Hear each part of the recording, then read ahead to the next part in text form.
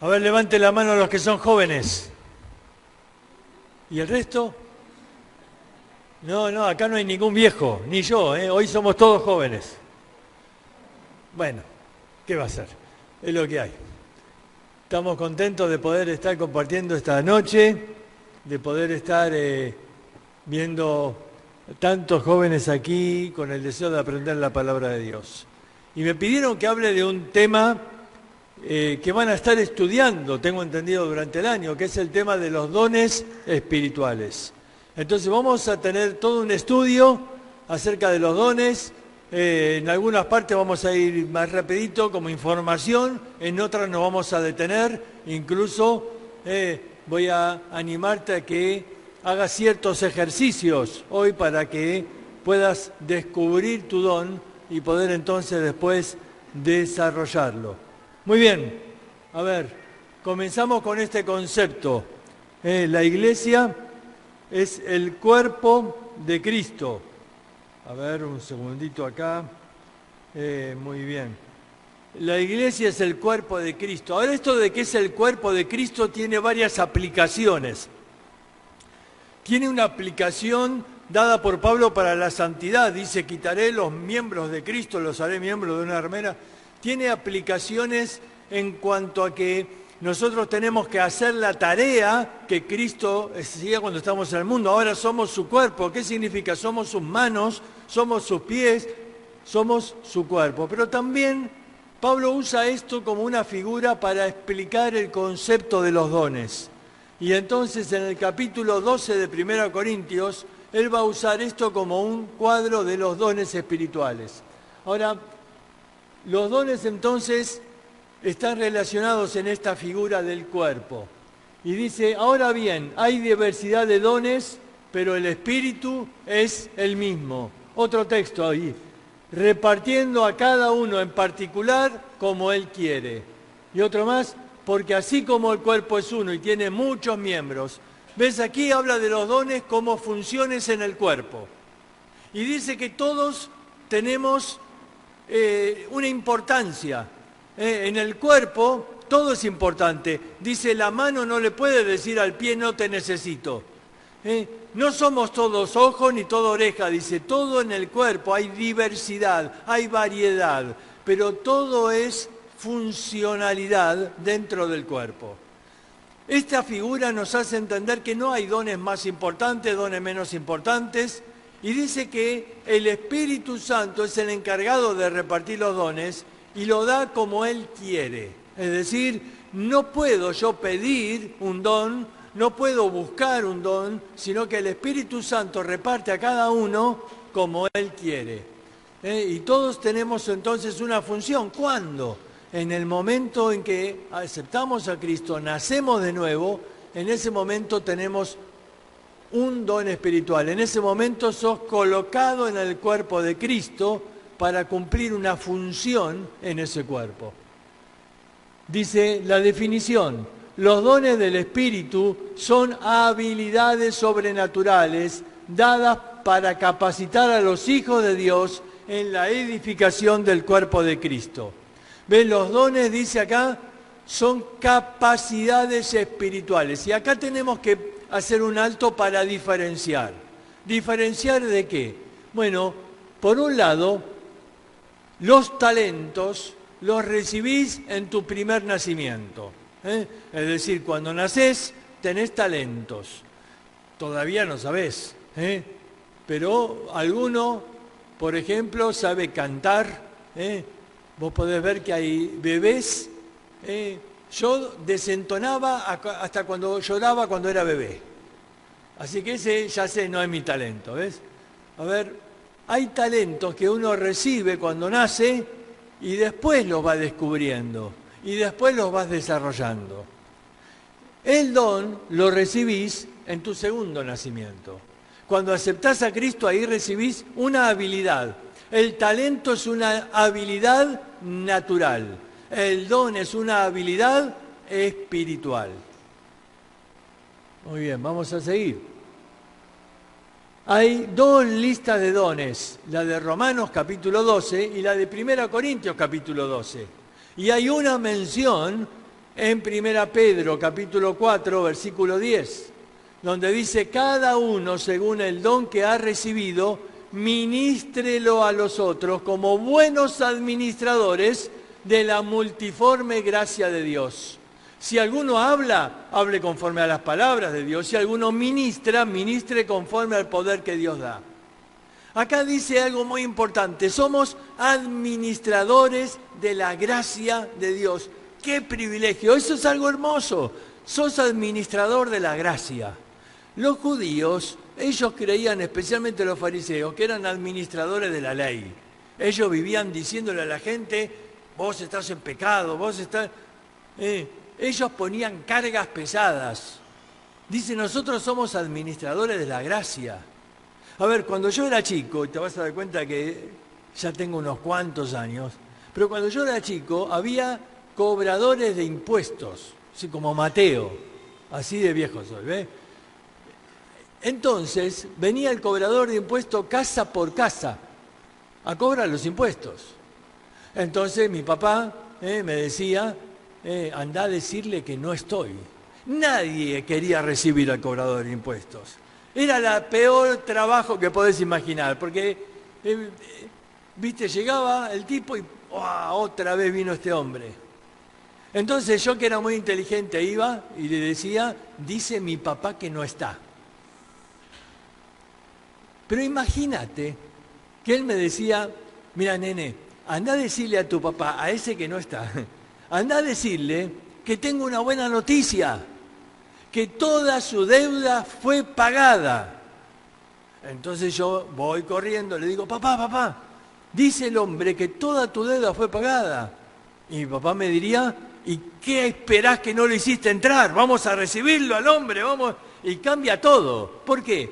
Porque él no viene a administrar la ley, sino viene a administrar la gracia. Dice, nosotros somos administradores de la gracia. En el Evangelio de Juan dice, de gracia recibisteis, dad de gracia. Y si recibiste la gracia de Dios, tu función ahora es repartir la gracia. Ahí estaban los discípulos y el Señor le dijo, dale de comer. Ellos tenían que repartir la gracia. Del milagro se ocupaba Jesús, pero ellos tenían que repartir el pan y tenían que ser, como dice ahí, buenos administradores de la gracia. Y ellos sentaron a los 5.000 en grupos de 50, y entonces eran 12 y tenían que repartirse, y a nadie le tenía que faltar el pan. Ahora, ¿te imaginás si iban 10 discípulos todos para un lado y solo 2 para el otro? Y claro, no iban a dar abasto. Y la gente decía, acá no vinieron, acá no hay, allá están repitiendo y nosotros acá todavía no tenemos pan. No serían buenos administradores, ¿no? Bueno, eso está pasando hoy. Hay muchos repartiendo el pan por algunos lados y en otros lados no hay quien lleve el pan.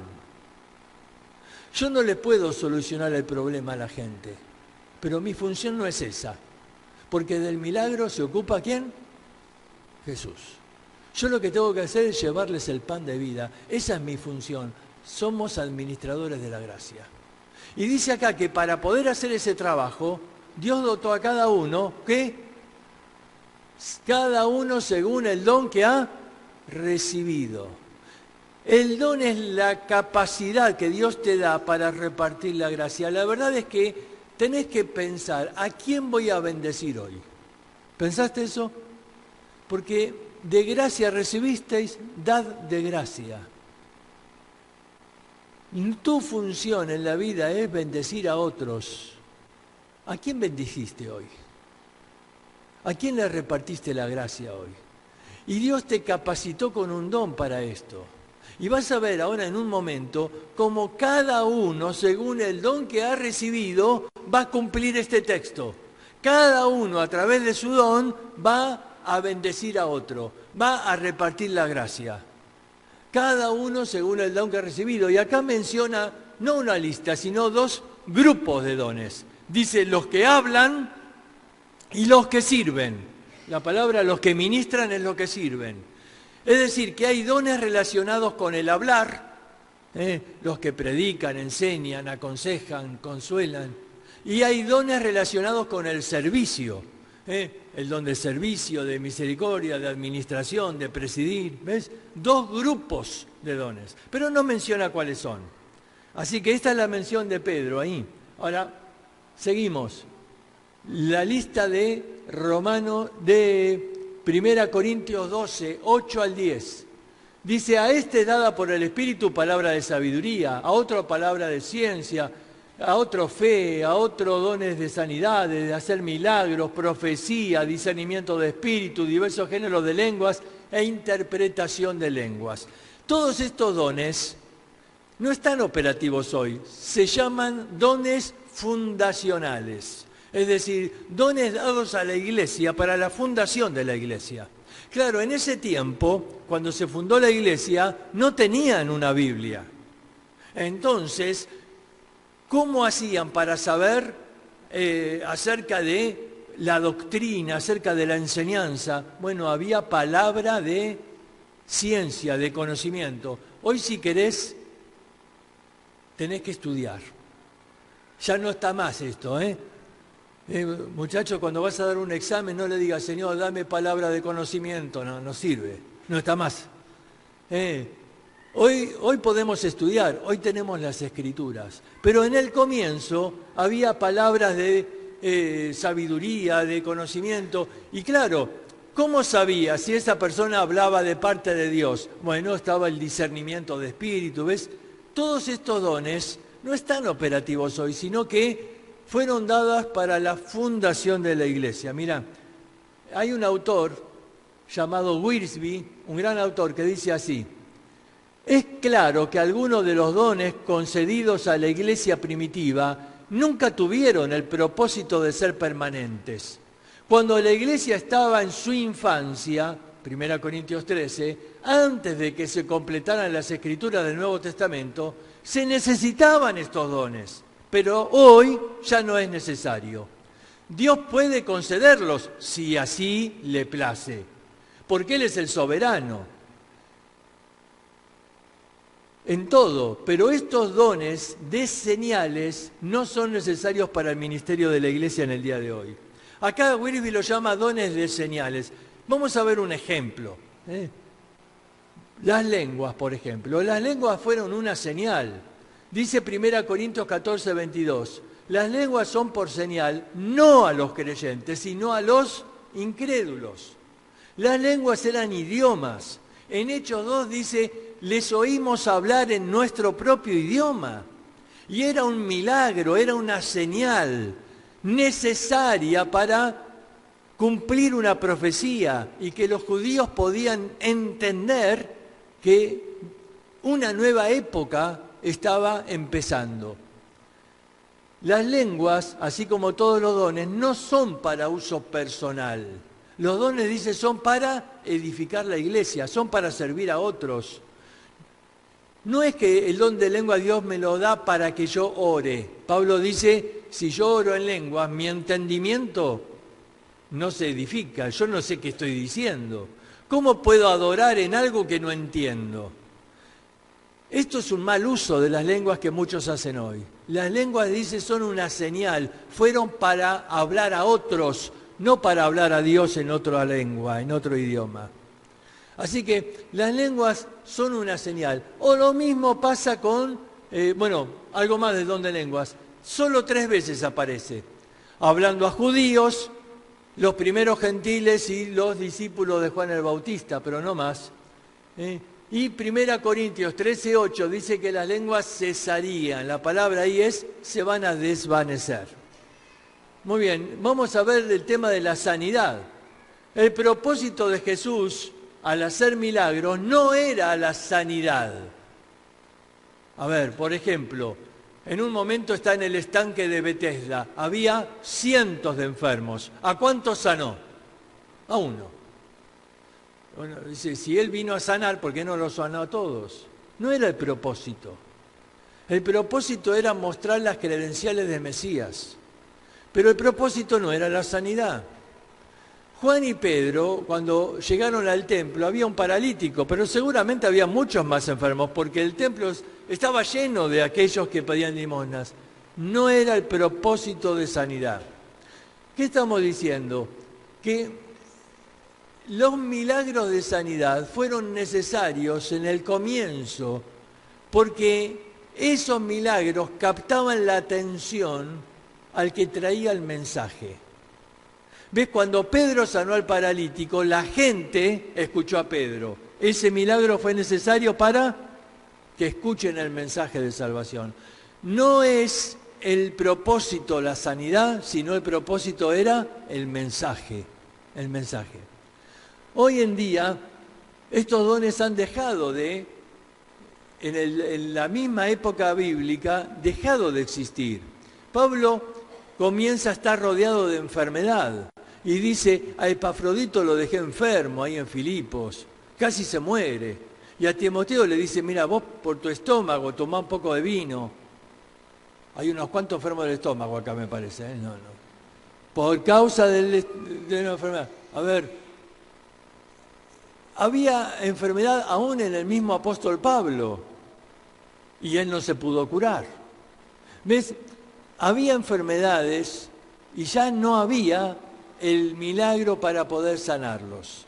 Se fue desvaneciendo por sí solo. Solo fue en el inicio de la iglesia, pero después la iglesia estuvo rodeada de debilidad y ya no había más esos milagros. En los últimos tiempos volverá a haber una época de milagros. Jesús lo anuncia en Mateo capítulo 24.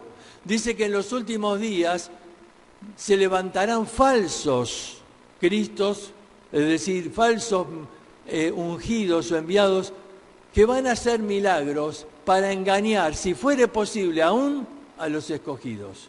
Es decir, que van a hacer milagros, pero son falsos. Aún el anticristo va a venir con milagros. Así que claramente hoy no es algo que caracterice a la iglesia. Muy bien, esta sí es la lista de Romanos y esta sí es la lista de dones que está vigente o operativos en el día de hoy. El don de profecía, tenemos que aclarar, cuando hablamos de profecía, ya no hay más revelación de eventos futuros. Ya no hay más revelación de cosas que van a suceder. La revelación se terminó cuando se terminó la Escritura. Y es muy importante este concepto, no más revelación. Pero la palabra profecía en la Biblia, el profeta no solamente hablaba de eventos futuros. Tenemos profetas, grandes profetas como Elías, como Eliseo, que nos dieron mensajes acerca del futuro. A ver, vamos a leerlo. 1 Corintios 14:3. ¿Qué dice a qué llama la Biblia profecía? 1 Corintios 14:3. Dice, el que profetiza habla a los hombres para edificación, exhortación y consolación. ¿Ves? El que profetiza habla para edificación, exhortación y consolación. En la Biblia el profeta era el que traía el mensaje de Dios. El que traía el mensaje, el que hablaba de parte de Dios. No necesariamente hablaba de profecías, sino que traía el mensaje de Dios para la gente. Y acá dice, el que profetiza habla para edificación, exhortación y consolación. Por lo tanto, el don de profecía que habla acá es el de predicar la palabra. Los que predican la palabra, los que traen el mensaje de Dios a la gente. El don de servicio. Ahora, Gálatas 5:13 dice, servíos los unos a los otros por amor. Así que todos tenemos que servir. Alguien dice, no, yo no tengo el don, así que yo no sirvo. No. Todos debemos servir. Enseñanza. Colosenses 3:16 dice que debemos enseñarnos. Y la gran comisión dice, haced discípulos que enseñándoles todas las cosas. Todos debemos enseñar, aun si no tenés el don. Exhortación. 1 Tesalonicenses dice, exhortados los unos a los otros. Repartir. Efesios 4:28 habla de que todos debemos dar. Presidir, 1 Tesalonicenses 5:12, los que presiden, presidir no es presidir la reunión, es el don del liderazgo, el de dirigir un grupo, dirigir una iglesia. Es la persona que tiene la habilidad de colocar a cada persona en su lugar, de que puede organizar y llevar adelante un emprendimiento, una nueva obra, un servicio para Dios. Y misericordia. Y Mateo 5:7 dice, sed misericordiosos. A ver, el don de misericordia es el que comparte el dolor con el que está sufriendo. El que siente ese amor práctico para acercarse a consolar y acompañar a aquella persona que sufre. Así que ahí tenemos los dones. Y por esos versículos que están ahí, aprendemos algo.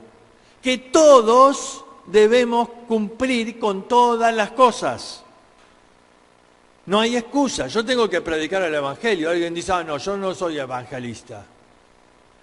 Todos tenemos que enseñar, todos tenemos que servir, todos tenemos que hacer misericordia.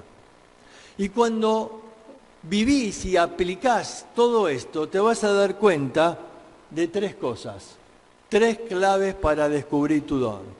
Te vas a dar cuenta, en primer lugar, facilidad. Hay algo que lo vas a hacer más fácil que las demás cosas, que te cuesta menos. Tenés más facilidad.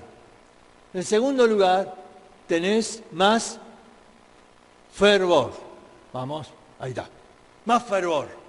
Es decir, me gusta más hacer esto. Me entusiasma, tengo pasión por esto.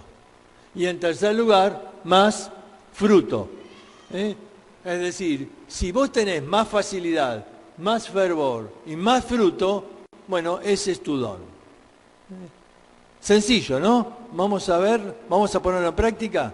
¿Están listos para un ejercicio? ¿Sí? Algunos no los veo muy convencidos. Vamos a ver. Vamos a pensar, por ejemplo, ¿qué es lo primero que harías al visitar un enfermo?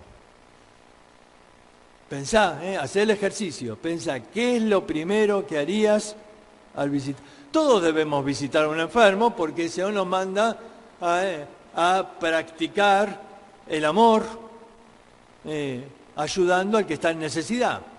Vas a visitar al enfermo, ¿qué haces? Hay uno, por ejemplo, que va y no puede estar quieto, ¿no?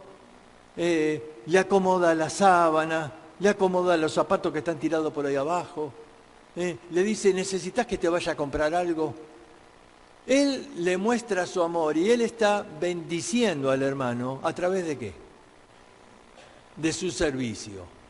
Esa persona a veces no puede tener las manos quietas, siempre tiene que estar haciendo algo. Él va a mostrar su amor en forma práctica a través del servicio. Va otra persona a visitarlo al enfermo. ¿Y qué hace? Le abre la Biblia, le va a leer un salmo y le dice, mirá acá lo que dice el salmista. Él tiene el don de enseñanza, y donde está abre la Biblia y le enseña algo y le trae consolación y le trae ánimo a través de las Escrituras.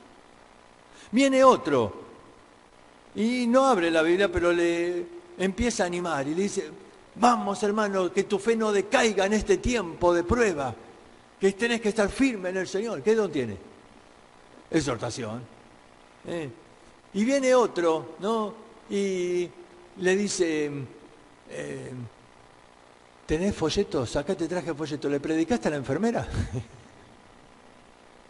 Porque él tiene don de evangelista. Y viene otro y dice, Dios puso en mi corazón de dejarte esta ofrenda para los medicamentos. Tiene el don de dar. ¿Ves? Cada uno a través del don que... ¿Te acordás 1 Pedro 4:10? ¿Te acordás? Cada uno, según el don que ha recibido, está administrando la gracia. Está bendiciendo a su hermano. Está administrando la gracia a través de su don. Y viene otro y le dice, ¿alguien va a pasar la noche con vos? Mira, yo me quedo a tu lado. Tiene el don de misericordia, ¿ves? Y él va a compartir ahí y a estar a su lado. Cada uno a través de su don. A ver, vamos a dar otro ejemplo. Mirá. 3 dones diferentes. Este ejemplo lo viví. Yo estaba ahí con 2 amigos, fuimos a visitar a un hermano que estaba apartado. Así que uno iba pensando qué pasaje de la Escritura le voy a decir. ¿Qué versículo ese que le voy a dar ahí? Otro iba pensando en la exhortación que le iba a dar. ¿Qué palabra, viste? Y el otro iba, ¿por qué iba? Porque la verdad él no sabía para qué iba. Así que golpearon la puerta, este muchacho sale y no nos vio con muy buena cara. Nos saludamos, él estaba ahí medio frío, pero cuando llegó el turno de saludar a este muchacho que nos acompañaba, él le brotó de él, cuando lo vio, lo abrazó y empezó a llorar. Empezó a llorar, lo abrazó fuerte y le empezó a decir, ¿por qué? ¿Por qué dejaste al Señor? Y este muchacho se sintió incómodo, porque que un muchacho te abrace y empieza a llorar en la puerta de tu casa, la gente que pasa dice, ¿qué pasa acá? Que se murió alguien, ¿viste? Entonces nos hizo pasar. Y ahí este muchacho le empezó, ¿viste? A hablar, nosotros calladitos. Y ¿sabes? Este muchacho después se quebrantó y él volvió al Señor. Pero ahí nos confesó algo, nos dijo así, yo estaba muy endurecido. Si alguno me hubiera abierto la Biblia o me hubiera dicho algo, yo los hubiera echado de casa. Pero el amor de este muchacho me quebró. El amor de este muchacho me quebró. ¿Sabes? Fuimos 3 con 3 dones diferentes. Y Dios dijo, a ver cuál voy a usar hoy, voy a usar este. Y usó el que tenía el don de misericordia. Porque el don de misericordia, ¿ves? Quizás no tiene palabras, no sabe un versículo, no tiene... Pero Dios dijo, este es el don que va a quebrantar a este muchacho. Los 3 estábamos cumpliendo la tarea de ir a buscar a la oveja que se había apartado. Pero Dios usó el don que en ese momento hacía falta. ¿Te das cuenta? Cada uno, según el don que ha recibido, ¿qué? Tenés que bendecir a otro, tenés que repartir la gracia. ¿Ves? Cada uno a través de su don. Por eso, no es tan complicado, ¿ves? No tenés que hacer un test vocacional para saber cuál es tu don. No tenés que hacer ahí un montón de... No, simplemente tenés que empezar a vivir la vida cristiana, a servir al Señor, a bendecir a los hermanos, y vas a ver que naturalmente hay algo, ¿no? Mira, la iglesia tiene muchas actividades, ¿no? A veces alguien le golpea la computadora un poquito así. Ahí está. Está media lenta, ¿viste? Como algunos, ¿no? Está media lenta. A ver, la iglesia tiene un montón de actividades. Si hay un día donde dice, mira, hoy un grupo va a pintar el salón y otro grupo va a visitar a los hermanos que han dejado de venir y otro grupo va a hacer una hora feliz ahí con los niños. ¿Con qué grupo te identificas? ¿Dónde te gustaría estar? Porque eso marca lo que hay en el corazón, el deseo. Algunos se anota ahí porque yo quiero salir a predicar afuera, otro dice, no, yo quiero ir a visitar. Eso marca lo que es tu don. Muchas veces, otras personas a tu alrededor se van a dar cuenta de tu don antes que vos mismo. Y otros te van a venir, te van a decir, ¿sabes qué? Me parece que tu don es este. ¿Por qué? Porque otros se dan cuenta de la habilidad que Dios te da. Porque son bendecidos con tu servicio o son bendecidos con tu enseñanza, son bendecidos porque compartiste algo de la palabra y el Señor lo usó. O son bendecidos porque animaste a alguien en un tiempo de dolor y tu don por ahí es ese. El don de exhortación no es solamente dar con un caño, es el que anima, el que motiva, el que ayuda y anima al que está desanimado. ¿Ves? Y Dios te usa de una manera especial. Debemos diferenciar don de ministerio. Dice, ahora bien, hay diversidad de dones, pero el Espíritu es el mismo, y hay diversidad de ministerios, pero el Señor es el mismo. Una cosa son los dones y otra el ministerio. Por eso algunos confunden y dicen que en Efesios 4 también hay una lista de dones. No, los de Efesios 4 son ministerios. ¿Cuáles son? Fíjate. Dice ahí, Él mismo constituyó a unos apóstoles, a otros profetas, a otros evangelistas, a otros pastores y maestros, a fin de perfeccionar a los santos para la obra del ministerio, para la edificación del cuerpo de Cristo. A ver, ¿cuál es la diferencia y por qué es importante diferenciar? Estos son ministerios, es decir, personas que realizan un ministerio dentro de la iglesia. Los ministerios tienen dos cosas que lo diferencian del don. Una es, tienen requisitos. Por ejemplo, para ser pastor hay requisitos. Dice 1 Timoteo 3 que el pastor o el obispo es necesario que sea marido de una sola mujer, que sea irreprensible, que esto, que el otro. Hay requisitos. Para el don no hay requisitos. Todos recibimos un don en el momento de recibir a Cristo, no hay requisitos, ¿ves? Un ministerio está limitado. Por ejemplo, el que es pastor en un lugar, ¿no es cierto? Tiene una limitación y los ministerios, las personas que están en el ministerio tienen un nivel de autoridad. El pastor tiene una autoridad, el obispo, el diácono, cada uno tiene una autoridad, pero es una autoridad limitada a un lugar. El marido tiene una autoridad sobre su esposa, pero no le puede mandar a otras mujeres. De la misma manera, la autoridad de un pastor, de un evangelista, de una persona que está en el ministerio, está limitada a su iglesia. Pero si va a otra iglesia, pero no es el pastor de esa otra iglesia. En cambio, el que tiene el don puede ejercer su don en todo lugar. Yo tengo el don de enseñanza, puedo enseñar en un lugar o puedo viajar y enseñar en otro.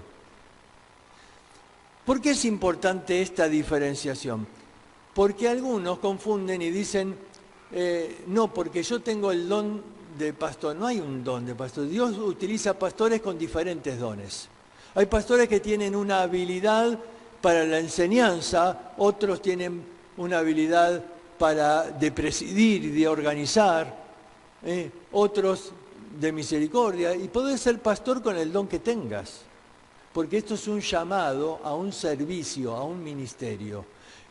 La diferencia es que los dones son capacidades, en cambio acá son personas que tienen un ministerio y desarrollan ese ministerio a través del don que Dios les ha dado. ¿Y qué hacen estas personas? Capacitan a los santos para que ellos hagan la obra del ministerio. Muy bien, vamos a lo último, estamos terminando. Pablo dice en 2 Timoteo capítulo 2, en una casa grande hay todo tipo de instrumentos, hay todo tipo de vasijas. Y dice, algunos son de oro, de plata, de barro, algunos son para usos honrosos, otros para usos no tan honrosos, pero son necesarios también. En una casa todos tenemos un tacho de basura, ¿no? Y vos decís, a ver, si vos tenés que elegir, ¿qué querés ser en la casa? ¿Te gustaría ser tacho de basura? No, ese no lo elijo. No, que todos tienen la basura dentro mío y aguantármelo, no. Pero el tacho de basura es innecesario, ¿no? Es importante. Lo que está diciendo es, en una casa grande hay de todo, y todo es útil. Y todo fue diseñado para un propósito. ¿Ves? Ahí hay distintos jarrones, todos fueron diseñados para algo. Mira, cuando el Señor tomó la Santa Cena, Él utilizó dos elementos muy distintos. Utilizó un lebrillo, una palangana para lavar los pies de los discípulos. Y de momento después utilizó una copa para tomar el vino y decir, tomad, esto es mi sangre que por vosotros es derramada. Ahora, cada elemento fue necesario y útil en su momento. Hubiera sido muy incómodo tomar la cena con la palangana, ¿viste? Tomar el vino con la palangana. No. Y hubiera sido mucho más incómodo tratar de lavar pata sucia de los discípulos en la copa. ¿Viste?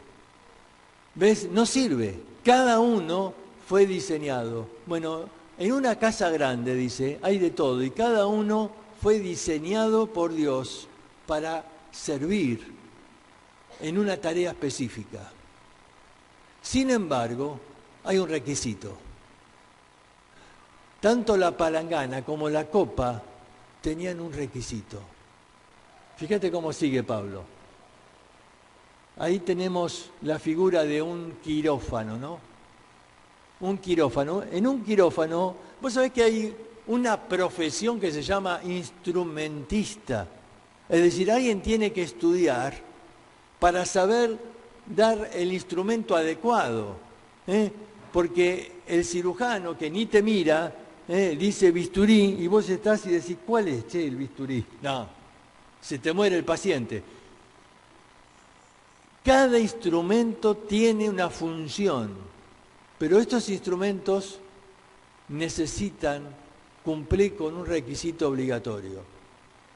Fíjate, Pablo sigue diciendo, así que si alguno se limpia de estas cosas, ¿será qué? Instrumento para honra, santificado, útil al Señor y dispuesto para toda buena obra. En esa bandeja de instrumentos, en esa operación, por ahí no los utiliza todos, pero todos tienen que estar ahí y todos tienen que estar ¿cómo? Limpios, para estar ¿qué? Dispuestos para toda buena obra. Dispuestos, si el cirujano dice, ahí está, listo, está dispuesto, es útil. ¿Qué sería lo contrario de útil? Qué feo suena, ¿no? ¿Viste que algunos padres le dicen al hijo, vos, inútil, vení para acá? Qué feo. Inútil. Pero eso es lo que somos cuando estamos sucios. Porque el Señor no puede usar instrumentos inútiles. ¿Sabés qué terrible sería que el cirujano haga esa operación con un bisturí que está sucio? El cirujano puede ser muy bueno, pero un bisturí sucio, ¿qué haría? Una infección que puede matar a la persona. Y toda la habilidad del cirujano no sirve porque el bisturí estaba sucio. ¿Ves? Todos podemos ser instrumentos, dice, para honra. Distinto tipo de instrumentos, pero todos útiles al Señor. Si cumplimos, ¿qué? Si alguno se limpia. Ahora, ahí Pablo dice que la tarea es nuestra, es nuestra la responsabilidad. Dios quiere usarte. Dios quiere usarte. Escúchame, él una vez lloró sobre Jerusalén y dice, ¿cuántas veces quise juntaros como la gallina a sus polluelos y ustedes qué? No quisieron. Y cuando el hombre no quiere, Dios no puede. ¿Cómo? Si Dios es soberano. Sí, es soberano y en su soberanía Él decide usar a aquella persona que cumple, que voluntariamente se entrega y se somete. Él no fuerza a nadie. Él es soberano, sí, pero Él es un caballero, no va a obligarte. Él golpea la puerta, Él llama, Él dice, yo quiero usarte. ¿Cuántas veces? Mira, yo aplico ese texto para mí. ¿Y cuántas veces el Señor quiso usarme y yo estaba en otra? Y yo estaba en no sé qué pavada. Y el Señor dice, ¿cuántas veces quise usarte y vos estabas en otra sintonía? ¿Cuántas veces? Y te perdés la bendición de ser un instrumento en manos del Creador, un instrumento en manos del Redentor, para bendecir a otro, para salvar a otro, para ayudar a alguien que está en medio de una situación de crisis y por ahí vos estabas ahí a su lado y Dios quería usarte, pero vos estabas en otra. Vos te sentiste sucio y sucio no podés servir a Dios. Y sentiste, no, ¿yo qué le voy a hablar? ¿Yo qué le voy a hablar si yo mismo estoy todavía en mi pecado? Y ves, si alguno se limpia Ahí está, esa es tu responsabilidad, de estar limpio para que puedas estar dispuesto para el momento donde Dios te quiere usar. Y te digo, no hay nada que te haga más feliz que cuando Dios te usa en este mundo. Cuando Dios te usa, sentís satisfacción, gozo, alegría. Dios, el Dios del universo me usó para llevar una palabra al que estaba oprimido, para dar libertad al que estaba cautivo, para dar esperanza a esa persona que estaba, a ese joven que se quería matar. No hay nada que te dé más alegría que eso. Hay veces que uno está amargado, que uno está mal. Yo me acuerdo una vez ahí en Tucumán, estaba enojadísimo, porque se habían ido todos y se habían olvidado de mí. Y en aquel tiempo no había celular. Y yo dije, ¿qué hago? ¿Qué hago ahora? Estaba ya de noche, yo estaba en un lugar que no conocía, y habíamos ido en una combi, se fue y me dejó ahí. Digo, ¿y qué hago acá? Enojado con el grupo, todo. Y entonces llega una chica y me dice, ¡oh, qué suerte que te encuentro! Desapareció mi hermano, ¿me ayudás a buscarlo? Sí, pero ¿qué pasó? No, que se peleó, bueno, todo un drama familiar, y tenemos mucho miedo porque él dijo cosas muy feas y tenemos miedo y no sabemos dónde puede estar. Yo había hablado con él, le había predicado, habíamos hablado, y él me había contado de un lugar favorito que tenía en el cerro, ahí en Tucumán. Y yo dije, vamos ahí.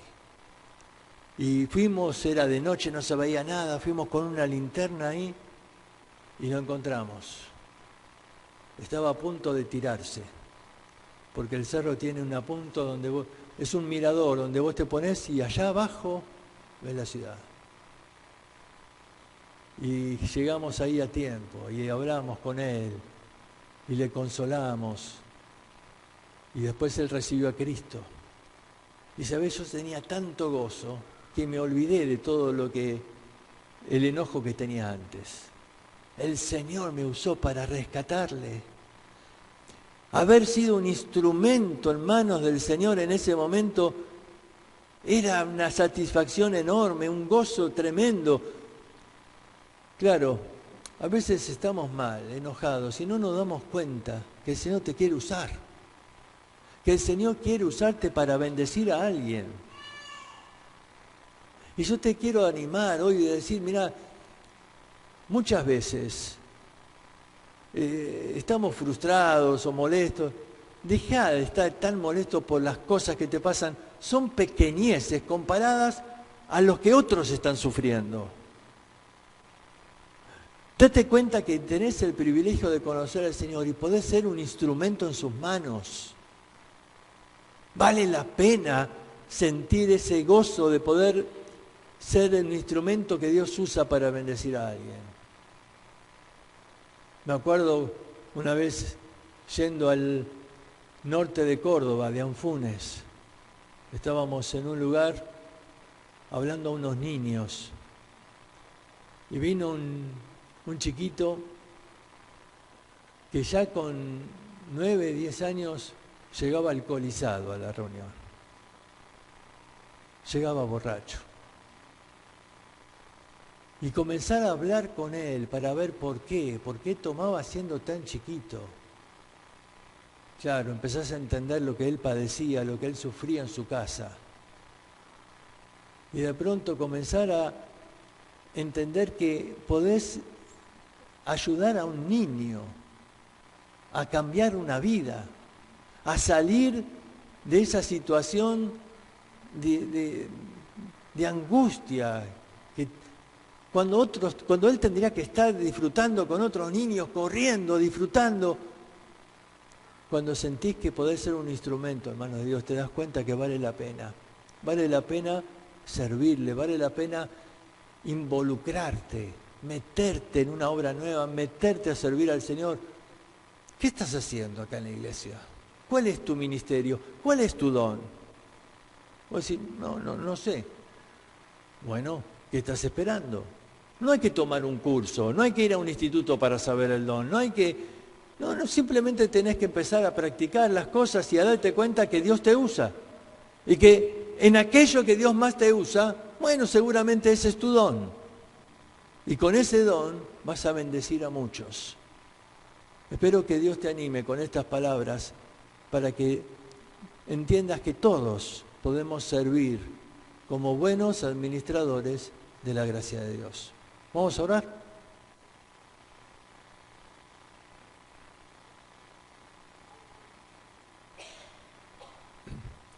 Señor, queremos agradecerte porque nos das el privilegio de servirte. Nosotros que somos tan indignos, tan pequeños, sin embargo tenemos el privilegio de ser instrumentos en las manos del Dios soberano. ¡Qué grandeza!